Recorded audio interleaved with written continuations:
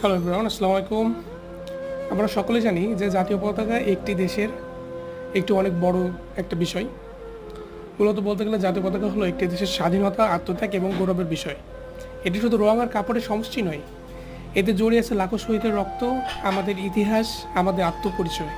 কিন্তু দুঃখজনক হলো সত্য যে আমরা অনেক সময় এই পতাকার যথাযথ সম্মান করতে পারি না বা যথাযথভাবে সম্মান করি না। এখানে এই যে যে বাইকটা এখানে দেখতে পাচ্ছেন তার উপরে কিন্তু এই যে জাতীয় পতাকা রেখে দিয়েছে, ঠিক মনে হচ্ছে মানে তার বাইকের গার্ড হিসেবে জাতীয় পতাকাটা বর্তমানে আছে।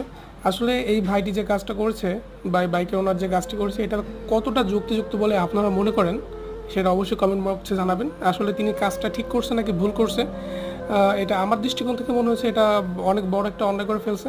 সেই জন্য আমি ভিডিওটা করেছি। সো ধন্যবাদ সবাইকে।